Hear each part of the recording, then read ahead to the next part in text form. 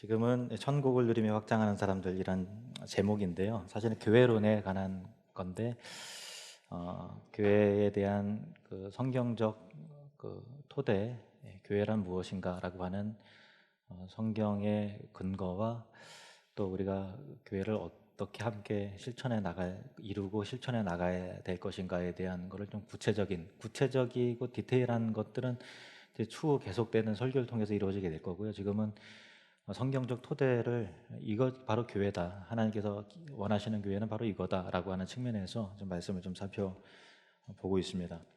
먼저 광고할 게 있는데요. 식사하고 나서 아까 장로님들과 임시 당회를 했어요. 그래서 다음 주 추수감사절이잖아요. 그리고 또 30주년이 곧 있고 그래서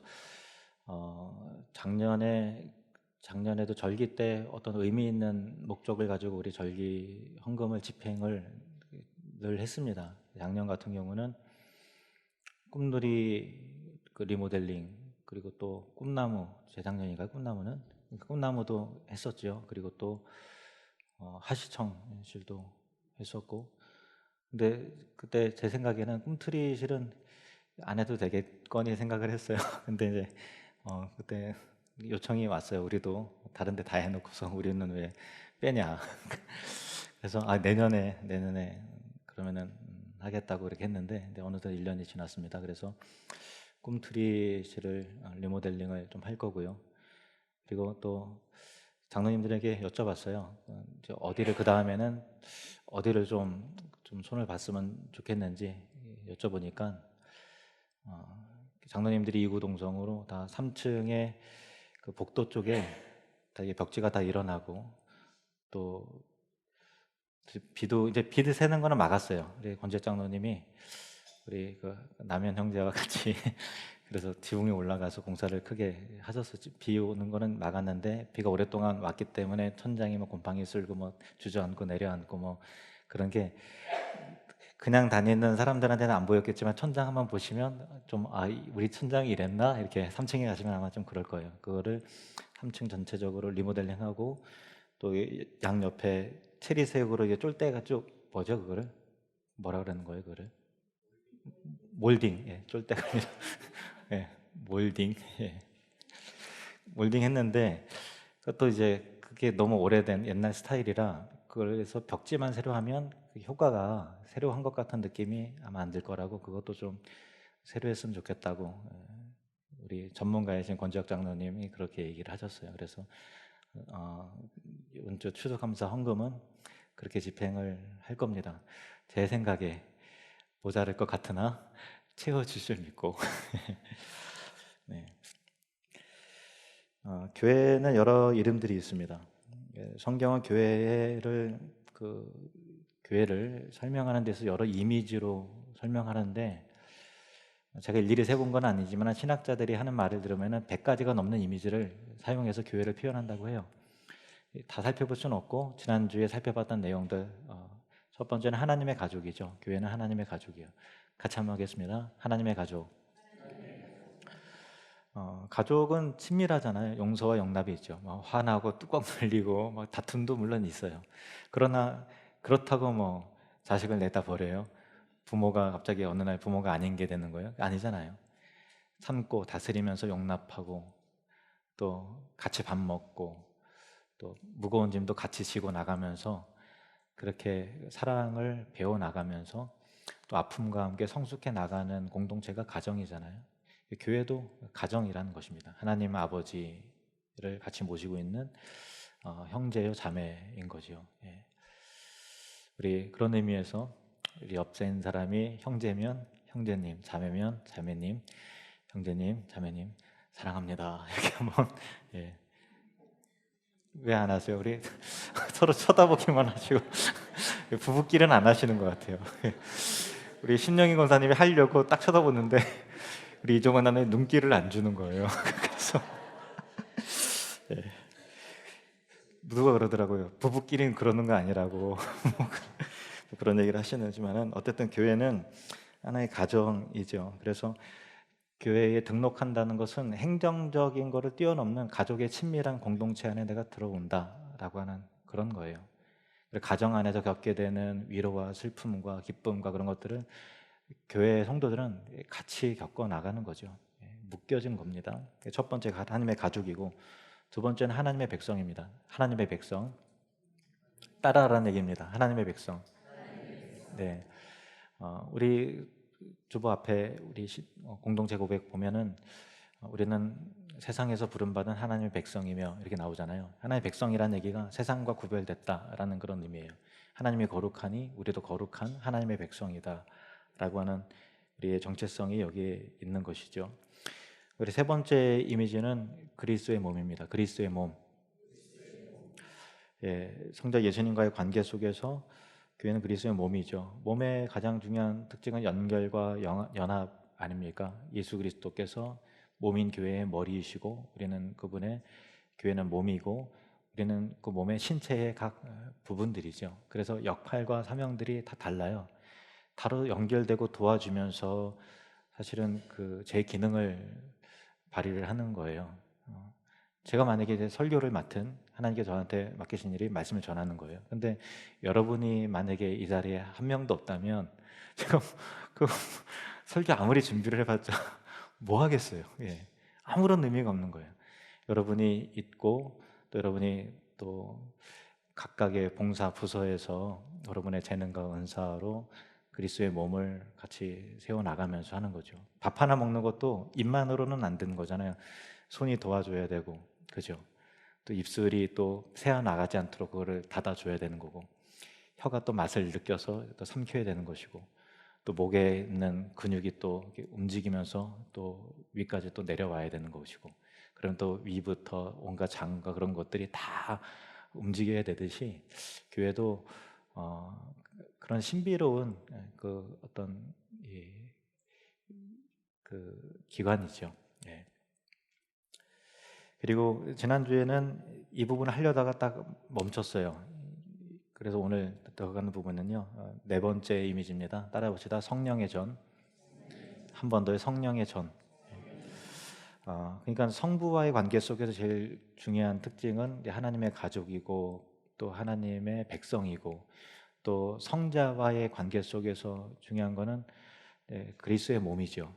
지금은 설명 안 했으면 그리스도의 신부, 그런 이미지도 또 있어요. 근데 성령과의 관계에 있어서는 성령의 전, 성령의 전입니다. 그래서 교회 안에는 성령이 임재하고 계세요. 이 가운데 성령님께서 거하십니다. 우리가 찬양하고 예배할 때 성령의 임재가 있어요. 그래서 그냥 물론 성령님께서는 우리 안에 이미 계시지만 이 교회 공동체 안에 좌정하시고 역사하시는, 위로하시고 회복시키시고 하는 그런 성령의 역사가 있어요. 그것이 강력하게 나타날 수도 있고 잔잔하게 올 때도 있는데, 예를 들면은 제가 전하는 말씀이 여러분에게 들릴 때, 와, 저거는 나한테, 내가 이런 고민인지 어떻게 알았지? 이렇게 그런 느껴지는 것도 제가 뭐 그 사정 알고서 준비했겠어요. 성령님께서 그렇게 다 역사하셔서 그 말씀이 임할 수 있도록 도와주시는 거죠. 에베소서 2장 20절에서 22절 말씀 보시겠습니다. 에베소서 2장 20절에서 22절 같이 읽겠습니다. 시작. 너희는 사도들과 선지자들의 터 위에 세우심을 입은 자라. 그리스도 예수께서 친히 모퉁이 돌이 되셨느니라. 그의 안에서 건물마다 서로 연결하여 주 안에서 성전이 되어가고, 너희도 하나님이 거하실 처소가 되게 하여 그리스도 예수 안에서 함께 지어져 가느니라. 아멘.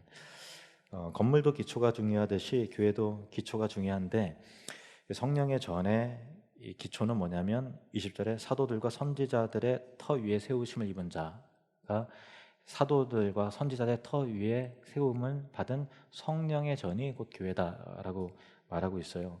사도들과 선지자들의 터라고 한 이유는 뭐냐면요, 선지자가 구약에서는 선지자들이 직접 하나님의 직접 계시를 받은 자들이죠. 그죠? 그리고 신약에서는 사도들은 계시의 완성이신 예수님을 통해서 가르침을 받은 자들이에요.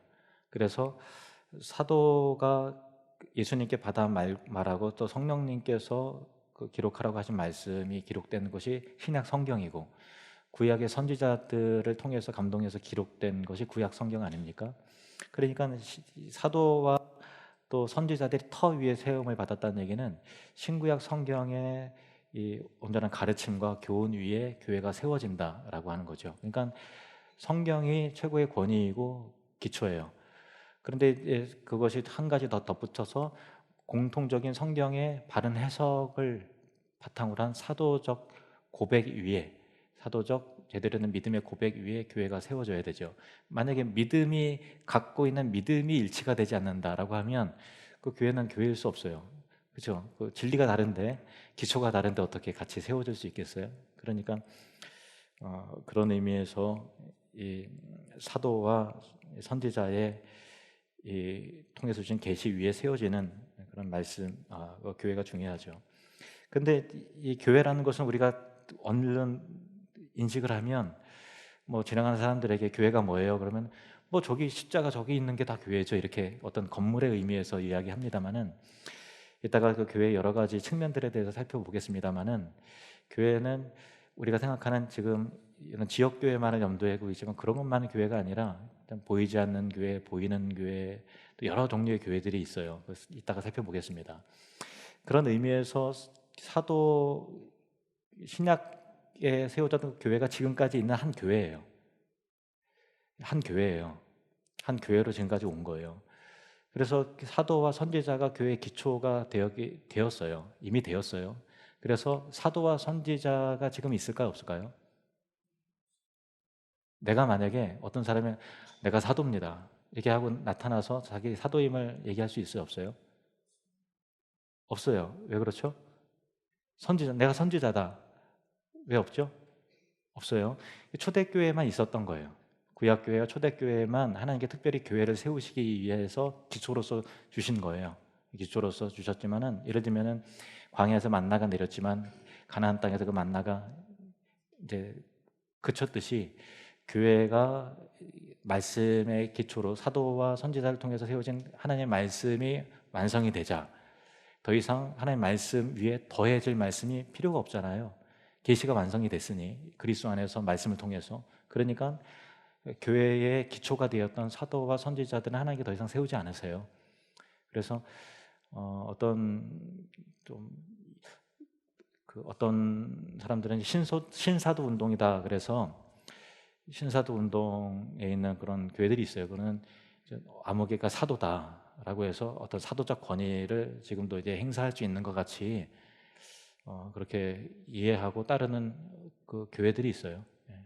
제천에도 있고 여기저기 많이 있습니다. 근데 그거는 옳지 않다는 거, 옳지 않다는 거. 오늘날 선지자와 사도는 없다. 그렇게 이해하시면 되겠습니다. 오늘 배울 내용은 교회의 다양한 측면들인데, 하다가 시간 되면 마무리하겠습니다. 교회의 다양한 측면들인데, 교회는 이 기초가 교회에 여러 측면들이 있다는 것을 신학적으로 잘 정리를 하셔야만 여러분들이 교회론을 지금보다 좀 더 넓히고 종합적인 것으로 봐야 돼요. 첫 번째는 뭐냐면, 교회는 시간적인 구분으로 봐야 돼요. 무슨 구분이요? 시간적인 구분. 시간적인 구분으로 한다면은 구약의 교회가 있고 신약의 교회가 있습니다. 두 번째는 뭐냐면 공간적 구분. 공간적, 따라 한번 해봐요. 머리에 좀 기억을 해야 되니까. 공간적 구분. 지상교회와 천상의 교회가 있습니다. 또 세 번째는 형태적 구분. 형태적 구분. 형태적 구분은 무형교회, 유형교회, 보이는 교회와 보이지 않는 교회가 있어요. 그리고 마지막으로 크기적인 구분이에요. 크기적 구분. 그건 뭐냐면 보편교회와 지역교회가 있어요. 보편교회, 지역교회. 그 의미를 차근차근 설명해 드릴 거고, 오늘은 이 네 가지 중에서 아마 이 첫 번째, 두 번째까지 아마 할 수 있는 시간이 될 것 같습니다. 왜 이렇게 교회를 여러 가지 정리를 하고 여러 측면들을 살펴봐야 되는가 하면요, 우리 교회도 이 앞에서 지나가는 사람들이 보면은 정면의 모습만 보잖아요. 근데 교회 앞에 예배당과 3층을 보면 와, 생각보다 넓네 이렇게 되게 많아요. 와, 생각보다 넓다, 길쭉하고 넓다, 이렇게 보시는 게 정면만 봤기 때문에 그러죠. 옆에서도 보고 안에서도 보고 또 위에서도 봐야 하나의 건물도 종합적으로 이해하게 되듯이, 하나의 인격적 존재도 어떤 남편인지, 가정에서는 어떤 사람인지, 직장 생활은 어떻게 하는지, 교회에서는 장로님이라 그러는데 장로님으로서의 역할은 어떤지, 또 하나님과의 아들과의 어떤 일대일의 관계는 어떤지, 또 직장 생활은 어떤지, 또 친구들이 보기에는 어떤지에 대한 여러 가지의 측면들을 종합적으로 보아야 이분이 이런 분이구나 라는 것을 알게 되지, 그냥 가정에서만, 교회에서만 딱 본다고 그 사람을 제대로 안다고 할 수 없지 않습니까? 그래서 교회를 알려면 여러 가지 측면들을 종합적으로 이해하고 봐야 된다라고 하는 그런 내용입니다. 그래서 첫 번째 시간적인 구분은 뭐냐면, 교회는 시간에 따라 구약교회와 신약교회로 나눠지게 되는데, 여러분들이 얼른 이게 교회는 예수님의 부활 때문에 그때 생겨난 게 교회 아닌가? 구약에도 교회가 있었나? 이런 생각을 하실 수도 있어요. 그런데 그렇지 않아요. 구약에서도 교회가 있었습니다. 구약교회와 신약교회를 나눈 그 분기점은 BC와 AD예요. 예수님의 탄생 이전과 이후를 구약의 교회와 신약의 교회로 나눕니다. 구약을 그럼 교회라고 하는가라고 할 때 교회라고 합니다. 물론 사도행전 7장 38절, 사도행전 7장 38절 같이요. 시작. 시내 산에서 말하던 그 천사와 우리 조상들이 함께 광야 교회에 있었고 또 살아있는 말씀을 받아 우리에게 전해주던 자가 이 사람이라. 스데반 집사가 설교하는 내용 가운데 모세를 설명하면서 이스라엘 백성들을 뭐라고 하냐면 광야에 있던 교회다 이렇게 표현을 해요. 그죠? 그러니까 이스라엘은 하나의 국가로서의 단위이지만 가정으로서의 단체부터 시작한 거잖아요. 그게 교회예요. 교회는 기초는 뭐라고요? 선지자와 사도들의 터 위에 세워져야 교회된 거잖아요. 그러니까 예수 그리스도를 향한 믿음이 있어야 되는 거잖아요. 믿음이 없이 어떻게 교회라 그러겠어요? 그러면 구약에는 예수님이 그때 오시지도 않았는데 그리스도 향한 믿음이 있었다고? 물론 있었습니다. 창세기 3장 15절에 이 여자의 후손을 통해서 오실 예수 그리스도를 암시하셨죠. 그래서 여자의 후손에 대한 기대감이 아담 시대 때부터 있었던 거예요. 아담 시대 여자의 후손이 오면 나를 물게 했던, 죽게 했던 뱀의 머리를 밟아서 이기실 메시아가 오실 것이다. 그가 여자의 후손으로 오신다라는 기대감이 있는 거죠. 쭉 오다가 아브라함의 때는 아브라함의 후손으로 더 좁혀져서 아브라함의 후손으로 오시는 예수 그리스도에 대한 소망과 기대가 있는 거죠. 그리고 다윗의 시대에 이르서는 다윗의 후손으로 오실 예수 그리스도, 그죠? 그렇게 오실 예수 그리스도에 대한 감격과 소망 가운데 이 이스라엘 백성들은 그날을 소망했다고요. 그래서 예수 그리스도를 향한 믿음이에요. 그 믿음으로 구원을 받는 것이죠. 그래서 그리스도가 오시기 전에도 장차 올 그리스도로 인한 믿음과 소망 가운데 교회가 존재했고 그 교회 구성원들은 구원을 받았던 것입니다. 그래서 신약의 교회와 구약의 교회가 구원을 받는 원리는 똑같이 동일해요. 예수 그리스도를 통해서 구원을 받습니다. 이게 시간적인 구분은 이제 구약의 교회, 신약의 교회로 나눠지게 되고, 두 번째 공간적인 구분을 좀 설명을 드릴게요. 교회는 공간에 따라서 천상의 교회, 지상의 교회로 나눠지게 돼요. 천상의 교회, 지상의 교회.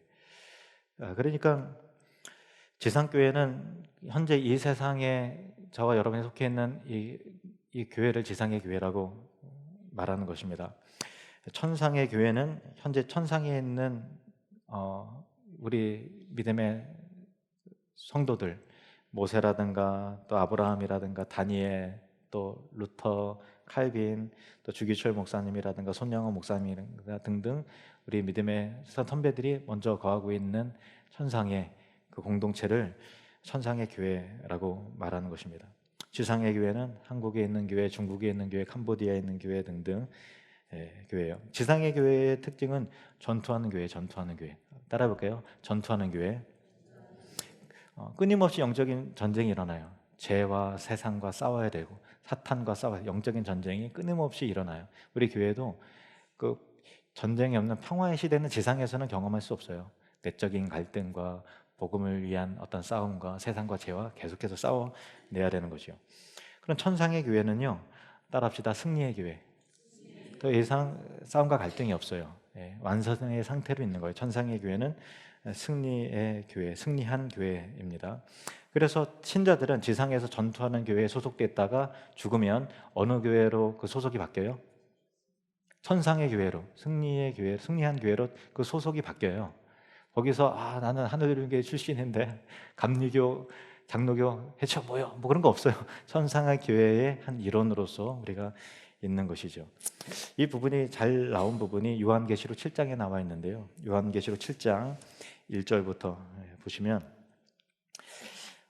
제가 읽을게요. 이일 후에 내가 내 천사가 땅 내 모퉁이에 선 것을 보니 땅의 사방의 바람을 붙잡아 바람으로 하여금 땅에나 바다에나 각종 나무에 불지 못하게 하더라. 또 봄에 다른 천사가 살아계신 하나님의 인을 가지고 해 돋는 데로부터 올라와서 땅과 바다를 해롭게 할 권세를 받은 네 천사를 향하여 큰 소리로 외쳐 이르되 우리가 우리 하나님의 종들의 이마에 인치기까지 땅이나 바다나 나무들을 해하지 말라 하더라.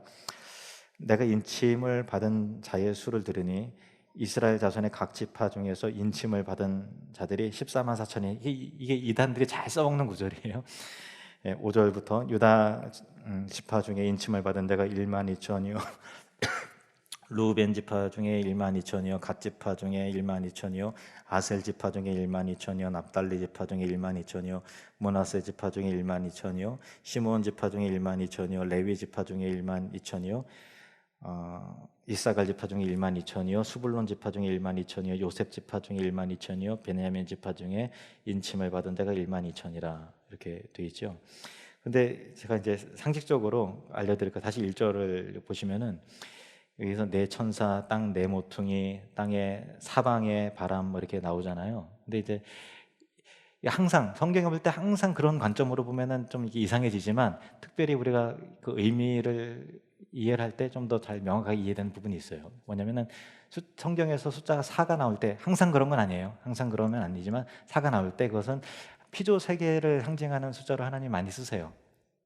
그렇다고 뭐 사자가 나오면 다 그렇게 해 그게 이상해지는 거고 그렇게 가면 안 돼. 너무 나가면 안 되고 땅에 내 모퉁이, 내 바람, 내 짐승, 뭐 내 천사 이렇게 할 때 지상과 관련된 피조 세계에 관련된 거를 강조하실 때 하나님께서 사라는 단어를 가끔 쓰세요. 자주 쓰세요.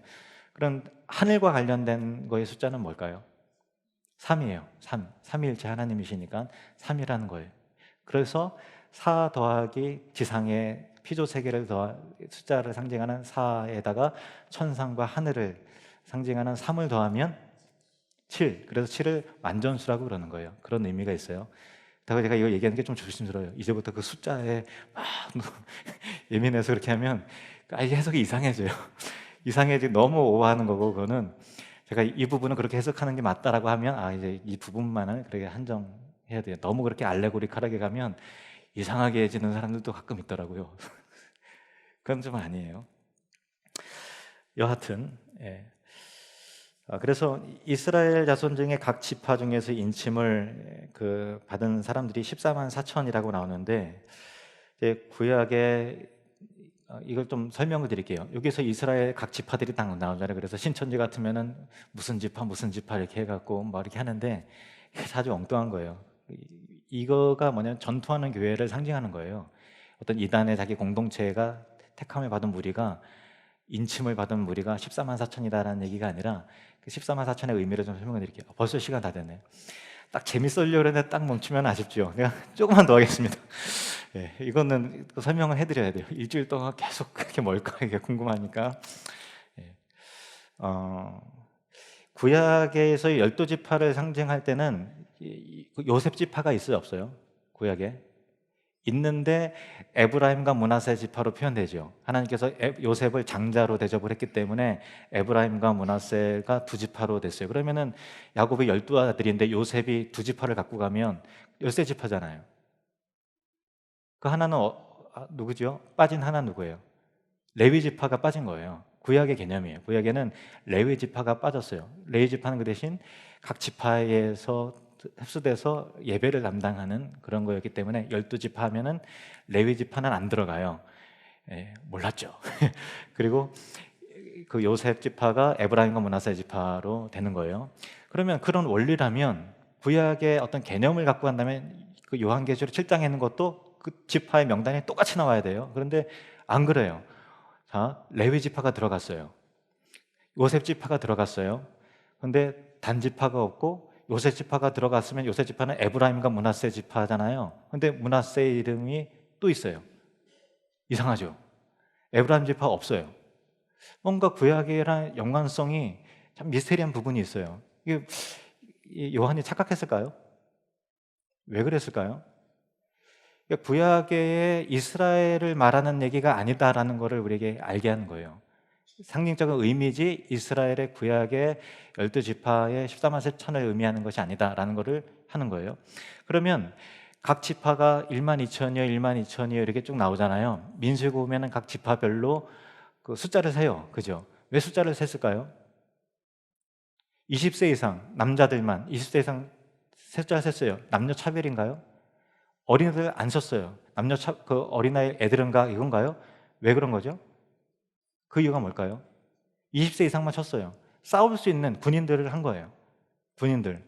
여자들까지 무기를 주면서 셌으면은 여자들까지 셌겠죠. 그런데 군인의 숫자만 센 거예요. 왜? 지상의 교회는 전투하는 교회다. 그래서 요한계시록 7장에 있는 이 숫자들은 신구약 교회, 통칭하는 신구약의 새 이스라엘을 말하는 거예요. 구약의 12, 12지파, 신약의 12사도를 중심으로 한 그 신약의 교회. 그래서 시간적인 이 시간을 아우르는 신약의 교회와 구약의 교회가 아울러져요. 12 곱하기 12. 그럼 뭐예요? 144죠. 그럼 거기에다가 천을 곱함을 통해서 그 만수, 충만하다, 많다라고 하는 의미에서의 지상에 있는 모든 교회를 통칭하는 의미에서 신약의 교회와 구약의 교회를 통치하는 교회가 지상 가운데 전투하는 교회다라고 하는 것을 구약의 개념으로서의 이스라엘이 아니라 신약의 신구약 교회의 새 예루살렘을 의미하는 하나님의 지상의 교회다라는 것을 상징의 언어로 그렇게 표현을 하는 것이죠. 그런데 이 요한계시록 7장 1절에서 8절에는 지상의 교회가 나오지만 그 다음에 천상의 교회가 또 화면이 딱 바뀌어요. 천상의 교회가 또 나와요. 이어서 9절부터 17절 9절에서 17절 말씀 보시면은 이 일 후에 내가 보니 각 나라와 족속과 백성과 방언에서 아무도 능히 셀 수 없는 큰 무리가 나와 흰 옷을 입고 손에 종려 가지를 들고 보좌 앞과 어린 양 앞에 서서 종려 가지를 들었어요. 왕이 승리하신 거를 이제 상징하는 거죠. 승리의 교회예요. 헤아릴 수 없는 큰 무리. 지상의 교회는 전투한 교회니까 숫자가 헤아려졌어요. 근데 천상의 교회는 택함을 받은 모든 숫자가 헤아릴 수 없는 큰 무리라는 것을 말하고 있어요. 자, 제가 10절부터 또 이어서 읽을게요. 큰 소리로 외쳐 이르되 구원하심이 보좌에 앉으신 우리 하나님과 어린 양에게 있도다 하니 모든 천사가 보좌와 장로들과 네 생물의 주위에 서 있다가 보좌 앞에 엎드려 얼굴을 내고 하나님께 경배하여 이르되 아멘. 찬송과 영광과 지혜와 감사와 존귀와 권능과 힘이 우리 하나님께 세세토록 있을지어다. 아멘 하더라. 장로 중 하나가 응답하여 나에게 이르되 이 흰옷 입은 자들이 누구며 또 어디서 나왔느냐? 내가 말하기를 내 주여 당신이 하시나이다 하니 그가 나에게 이르되 이는 큰 환난에서 나오는 자들인데, 그죠? 지상의 교회에서 전투하고 했단 말이에요. 어린 양의 피에 그 옷을 씻어 희게 하였느니라. 그러므로 그들이 하나님의 보좌 앞에 있고 또 그의 성전에서 밤낮 하나님을 섬김에 보좌에 앉으신 이가 그들 위에 장막을 지시리니 그들이 다시는 줄이지도 아니하며 목마르지도 아니하고 해나 아무 뜨거운 기운에 상하지도 아니하리니 이는 보좌 가운데 계신 어린 양이 그들의 목자가 되사 생명수 샘으로 인도하시고 하나님께서 그들의 눈에서 모든 눈물을 씻어주실 것임이라. 아멘.